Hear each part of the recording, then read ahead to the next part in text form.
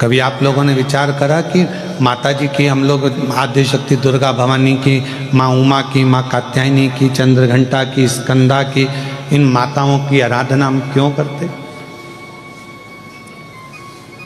क्यों माँ अम्बा जगदम्बा की हम आराधना करते हैं? कभी आप विचार करें, करिएगा विचार। ऐसी कोई देवी नहीं है, ऐसी कोई माता, जगत जननी दुर्गा भवानी के जितने स्वरूप का आप दर्शन करेंगे, ऐसी कोई देवी नहीं है जिन्होंने शिव की आराधना नहीं करी।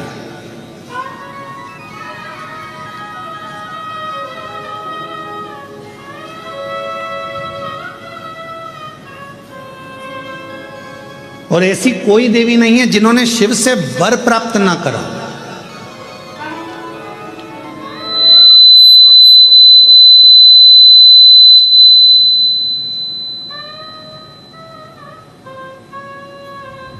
और सबसे बड़ा वर एक ही लिया माता रानी ने, जगत जननी दुर्गा भवानी ने, जगदम्बा ने, भगवान देवाधिदेव महादेव से जो वर मांगा, जो वर की कामना करी, तो उन्होंने एक वर सबसे प्रबल मांगा।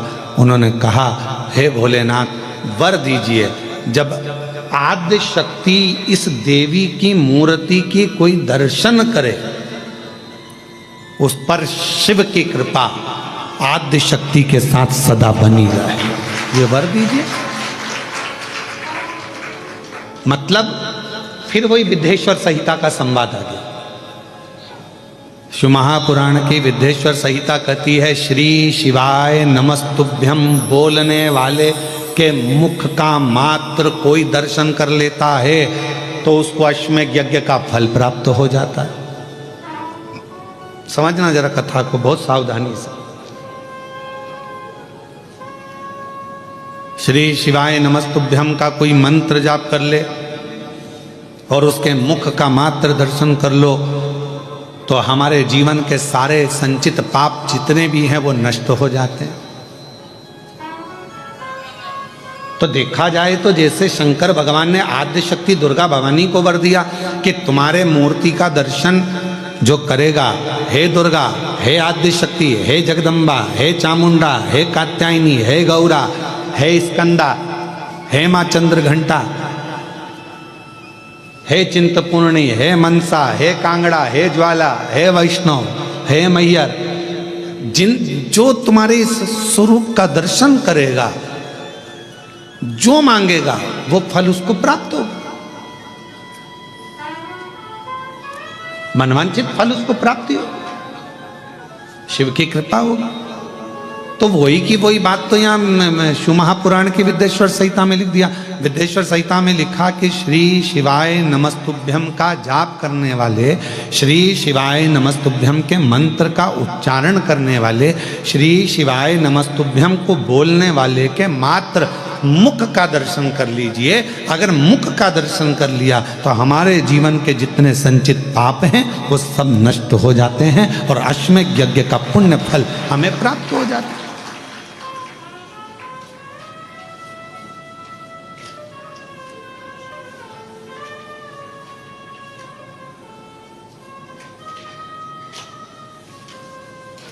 अब कुछ नहीं कर सकते तो इतना तो कर सकते हैं कि अपन जो श्री शिवाय नमस्तुभ्यम बोले उसको देख ही लें, बहुत है।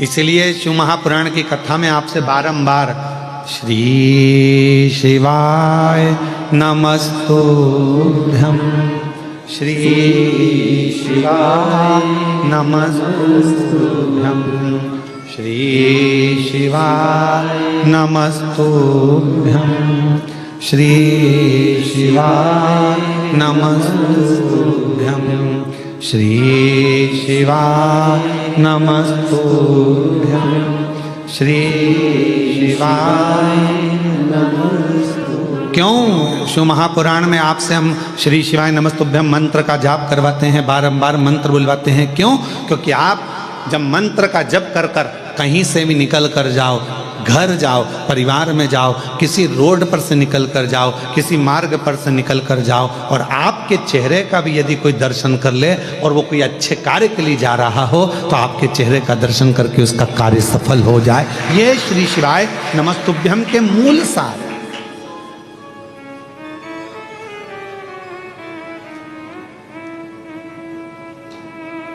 ये मंत्र की मूलता है। एक श्री शिवाय नमस्तुभ्यम मंत्र, तो यहाँ आद्य शक्ति दुर्गा भवानी वो कहते हैं ना कि आप व्यस्त हो तो समझ लो कि सबसे ज्यादा मस्त हो। आप व्यस्त हो तो समझ लो कि सबसे ज्यादा, जम के बोलो जरा, मस्त हो। और आप किसी की खुशियों को देखकर त्रस्त हो तो समझ लो काय के मस्त हो। किसी की खुशी देखकर, कोई अच्छे पद पर बैठ गया, कोई अच्छी कुर्सी पर बैठ गया, कोई अच्छे पद पर पहुंच गया, कोई अवधि पर पहुंच गया, कोई बहुत अच्छा काम कर लिया, किसी ने बहुत अच्छा कार्य कर लिया और उसको देखकर आप अंदर ही अंदर से त्रस्त हैं, तो फिर काय के मस्त है, काय के मस्त। इसलिए शिव महापुराण की कथा कहती है कि भगवान से प्रार्थना करा करो कि मुझे व्यस्त रखना। अगर मैं व्यस्त नहीं रहूंगा तो लोगों की अवगुण देखूंगा, लोगों के गलत गलत भाव देखूंगा, अच्छा ही नहीं देख पाऊंगा। इसलिए मुझे व्यस्त रखना, व्यस्त। आप व्यस्त हो तो समझ लो कि आप मस्त हो। और यदि दूसरे की खुशियां देखकर आपका मन त्रस्त हो रहा है तो फिर ऐसी मस्तता किसी काम की नहीं।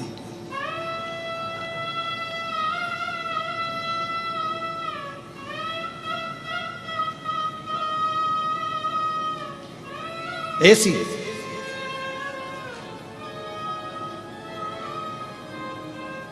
महाराज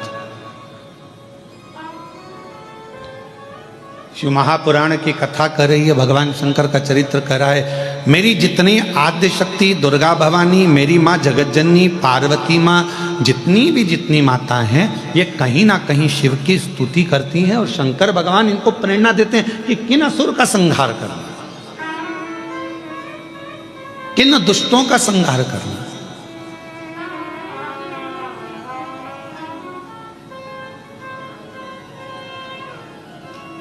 गंगा अवतरण की कथा सुनी है आप लोगों ने?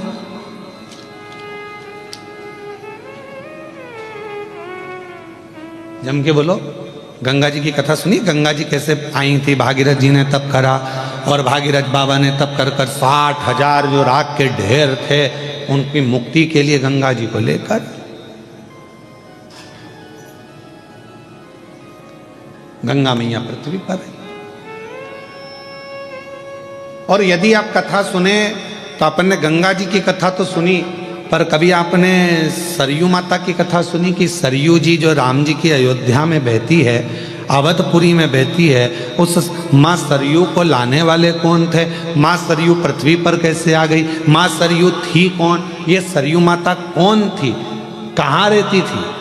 कैसे आ गई पृथ्वी पर? कभी इसका स्मरण आपने किया?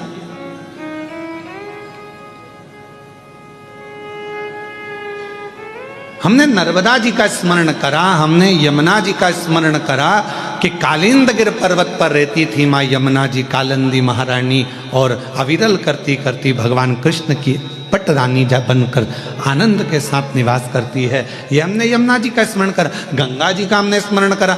माँ सरयू जी का प्रागट्य कैसे हो गया? माँ सरयू जी कैसे आ गई पृथ्वी पर? लाने वाले माँ सरयू जी को कौन थे?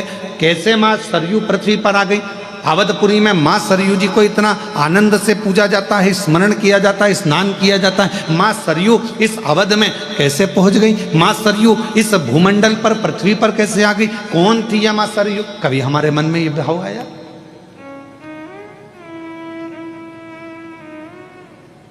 तो शिव महापुराण की कथा बड़ा सुंदर वर्णन कर रही है सरयू माता के चरित्र का। अब माता का चरित्र चल रहा है। माँ आद्यशक्ति, माँ दुर्गा, माँ भवानी, माँ जगदम्बा, माँ सती, माँ उमा, इनके चरित्र के बीच में ही हम माँ सरयू का चरित्र स्मरण करें।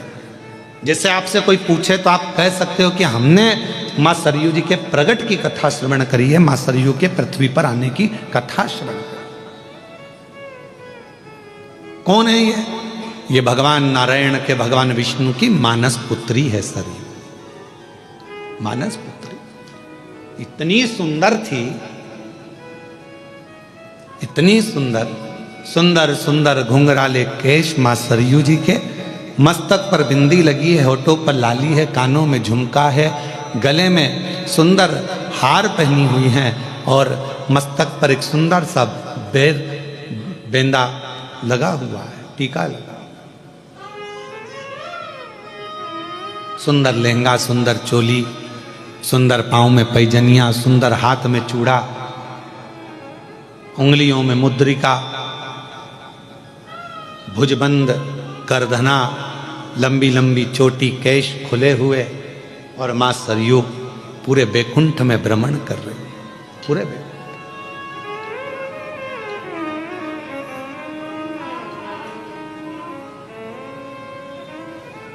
पूरे बैकुंठ में भ्रमण कर रही, और भ्रमण करती करती मां सरयू आज अविरल आनंद के साथ कभी ब्रह्मलोक चली जाती हैं, कभी बैकुंठ लोक चली जाती हैं, कभी गौलोक चली जाती हैं, कभी इंद्र के पास चली जाती हैं, कभी कहीं भगवान नारायण की मानस पुत्री है, भ्रमण करती रहती है।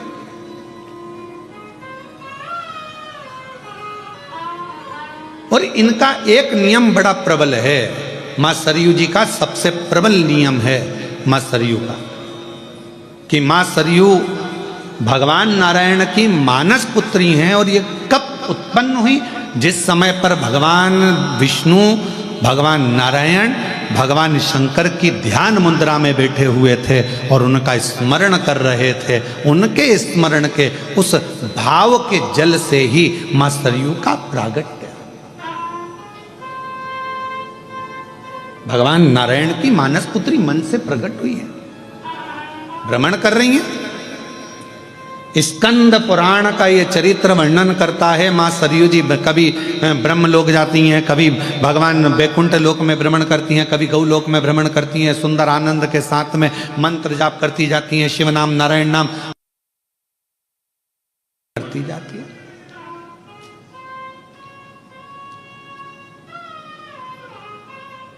और शंभु शरणे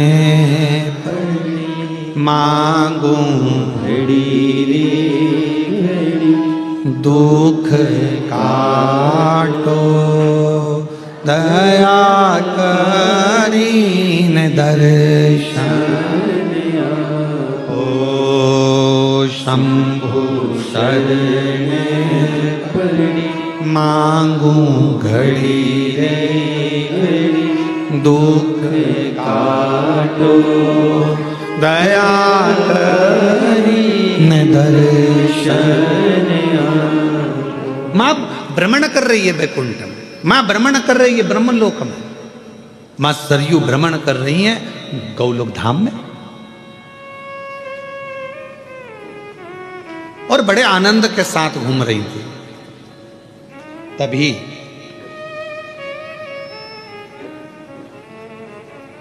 वशिष्ठ बाबा ने देखा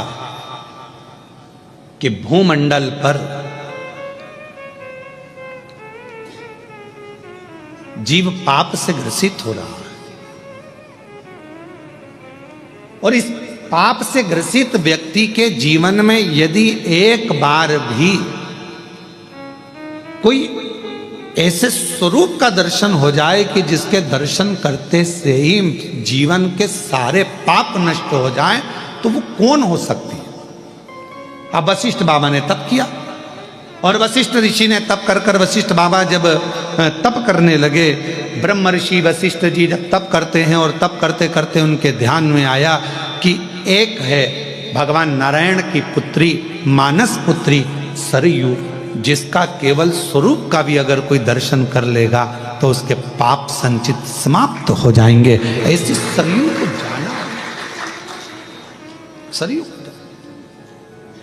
शायद इस प्रसंग को आस्था चैनल पर और शायद सोशल मीडिया पर पहली बार कोई इस चरित्र का स्मरण कर रहे होंगे, मां सरयू के प्रागट्य का, मां सरयू के पृथ्वी पर आने का।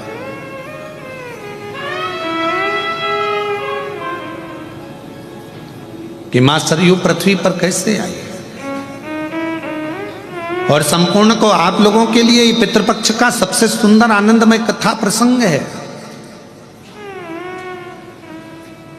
जिस प्रसंग को सुनकर आपके पितृ भी तृप्त होंगे और आप भी तृप्त होंगे।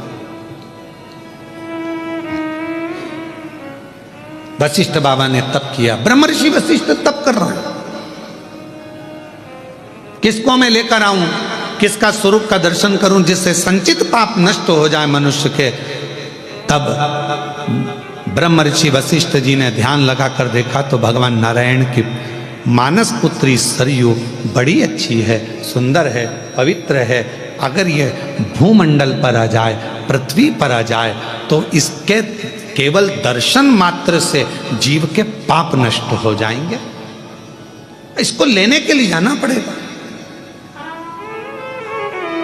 मां सरयू को लेने के लिए जाना पड़ेगा। वशिष्ठ जी ने अपने मन में विचार कर लिया और वशिष्ठ बाबा चल दिए मां सरयू जी को लेने के लिए। सबसे पहले पहुंचे ब्रह्मलोक, ब्रह्मलोक में मां सरयू जी नहीं थी। फिर पहुंच गए इंद्रलोक, इंद्रलोक में मां सरयू जी नहीं थी।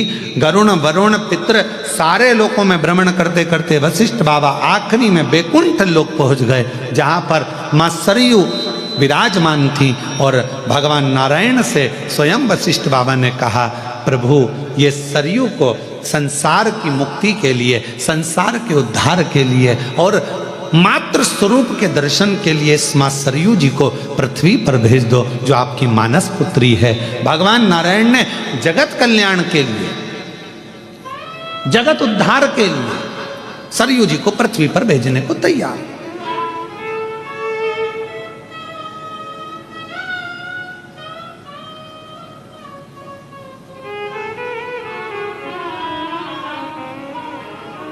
अब कई लोगों के मन में एक प्रश्न आता है, गुरुजी इस प्रसंग का शिव पुराण से कौन सा संबंध है? तो हमारा निवेदन है, शंकर भगवान का एक स्वरूप का दर्शन इस चरित्र के अंतर्गत आएगा। आप थोड़ा ध्यान से श्रवण करिएगा।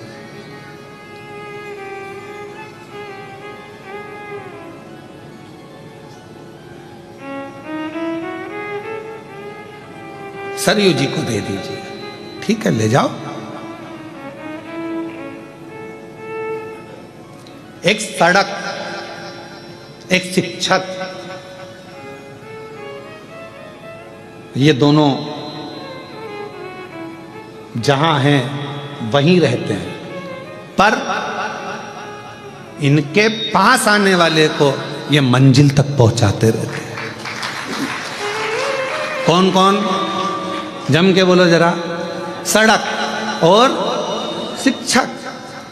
शिक्षक वही नौकरी कर रहा है, स्कूल में पढ़ा रहा है, उसको वही तनख्वाह मिल रही है, 25,000, 50,000, 30,000, 20,000 जो उसको मिलती है, उससे हमें कोई मतलब नहीं।